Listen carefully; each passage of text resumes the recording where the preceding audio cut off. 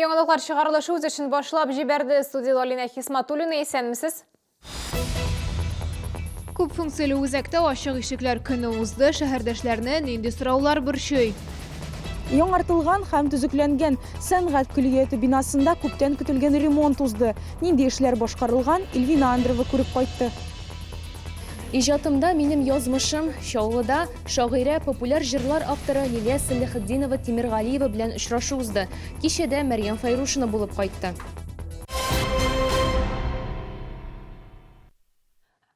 Россия президенты Владимир Путин хатын-кызлар өчен кыскартылган эш көне турындагы законга кул куйды. Бу авыл җирендә яшәүчеләргә кагыла. Закон буенча авыл җирендә яшәүче һәм эшләүче хатын-кызларның эш вакытының озынлыгы атнасына 36 сәгатьтән дә артмаска тиеш.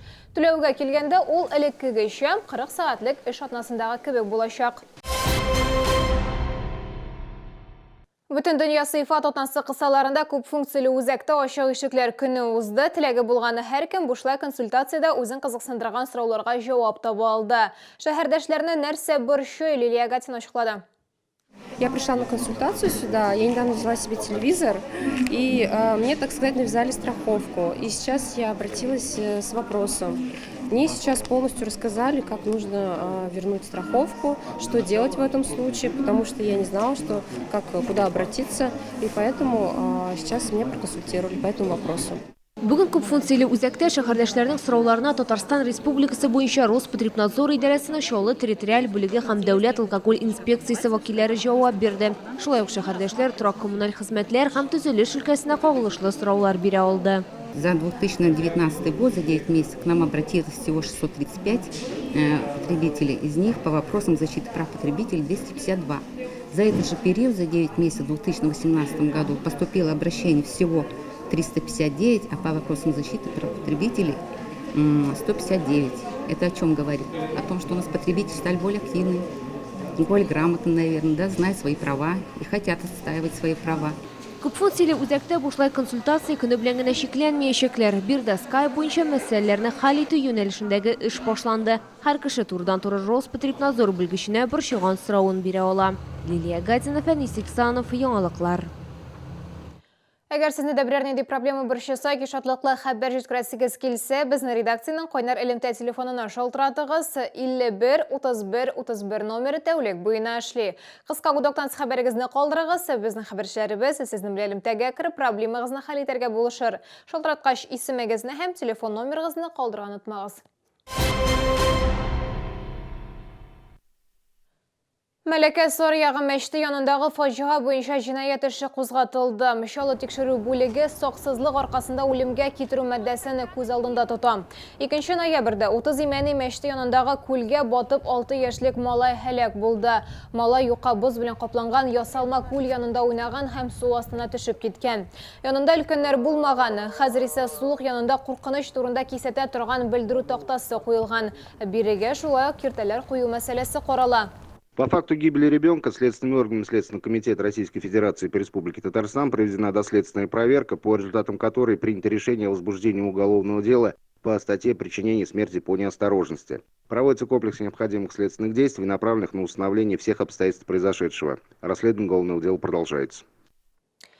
Ярты елдан артык дәвам иткән сәнгать көллияте бинасын реконструкцияләү тәмамланып килә. 40 ел элек төзелгән әлеге уку йорты беренче тапкыр капиталь төзекләндерелә. Яңартылган сәнгать көллиятендә безнең иҗат төркеме булып кайтты. Уку йортын реконструкцияләүгә республика бюджетыннан 37 миллион сум акча бүлеп бирелгән. Башта 5 хореография залының икесен генә ремонтларга карар кылынган, әмма барысында яңартырга акча җиткерә алганнар. Элек биючеләргә дәресләр алдыннан агач идәннәрне аяк шумасын өчен су белән юешләтергә туры килсә, хәзер хореография залында Венгриядән кайтартылган махсус материал җәелгән. Шулай ук 4 дизайнер кабинеты, 6 уку сыйныфы, кече зал, китапханә, бәдрәфләр һәм өлешчә коридор ремонтланды. Укырга да хәзер күңеллерәк, эшләргә дә күңеллерәк. Уже сәнгать көллиятенә килеп җиткәндә карыйсың, тышкы яктан шул тикле зурлык, матурлык күңел күтәрелеп китә. Элек спортзал түбәсеннән су үткән, ремонттан соң проблема хәл ителгән. Шулай ук монда стеналарны, идәннәрне буяганнар һәм батареяларны алыштырганнар. Нинди шартларда эшләргә туры килгәнен укытучылар һаман да искә ала. Кабинетларда күгәррек, буяулар купкан, абыйлар ертык иде диялар. Түбәдән подвалга кадәр су үткән. Хәтта көллият җитәкчелеге 7 уку кабинетын ябарга мәҗбүр булган.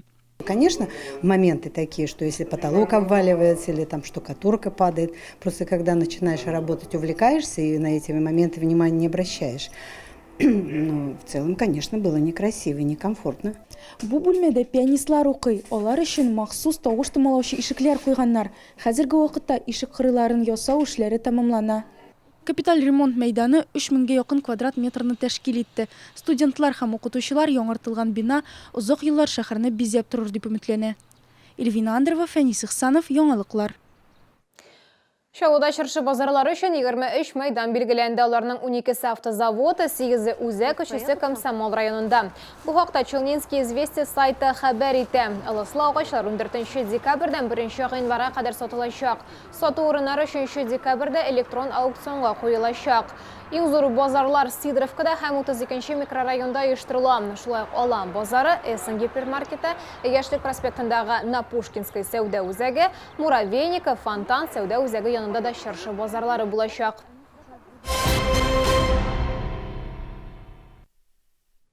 Казан шагыйрәсе танылган җырлар авторы белән очрашу Чаллыга Лилия Салахетдинова Тимергалиева килде. Әлеге шәһәрдә күп тапкыр булганым бар, ләкин Чаллы тамашачылары белән күрешүем икенче генә мәртәбә дип билгеләп үтте шагыйрә.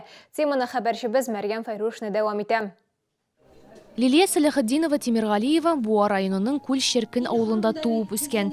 Бәләкәйдән үк бәллүр кеше дигән диагноз белән яши. Тик шулай да авырлыкларга бирешмичә, гел алга атлап бара ул. Янәшәдә якын кешеләрен булу үзе бер бәхет. Үткән елны Лилия ханым кияүгә чыкты. Хәзерге вакытта иҗатым үзгәрешләр кичерә дип бүлешә шагыйрә. Иҗатым тормышка чыкканнан соң бик үзгәрде. Кыскарды дип әйтә алам, чөнки ничектер элек күбрәк вакыт булган инде шигырьләргә язарга. Хәзер азрак, ләкин тигәнрәк дип әйтәм, шулай төрлечә була инде. Болай күп кырлык арта бара, чөнки җырлар да шигырьләр дә языла, шулай ук әсәрләр өстендә эшлим. Лилия ханым 3 шигырьләр китабы һәм күп кенә җырлар авторы. 9 яшеннән бирле иҗат дөньясында кайный. Аны халык күбрәк интернет челтәре аша белә, чөнки күбрәк анда ул шигырьләрен бастыра, күбрәк халык белән аралаша. Менә бүген инде Чаллы халкы аны үз итеп, яратып, көтеп торды. Шуның өчен безнең чакыру буенча бик теләп безнең шәһәргә килде. Шагыйрә белән очрашырга тулы зал җыелды. Биредә Чаллы язучылары, студентлар, мәктәп укучылары, шагыйрәнең дуслары килде. Очрашуга килүчеләр әлбәттә менә укучыларга алга табада татар халкының иҗатына, әдәбиятына мөрәҗәгать итеп яшәсеннәр. Мәрьям Файрушина, Фәнис Ихсанов, Яңалыклар. Бу сезгә икрәсе соңгы мәгълүматыбыз иде. Мин Алина Хисматуллина, сезнең белән сау булашам. Игътибарыгыз өчен рәхмәт. Минеральная вода лечебно-оздоровительной местности Тарханская. Дар родного края. Тарханская. Единственная лечебно-оздоровительная местность Республики Татарстан. Шубный базар из Пятигорска. Норка, мутон, дубленки. Огромный выбор новых моделей от 15 тысяч рублей. С 12 по 17 ноября ДК КамАЗ.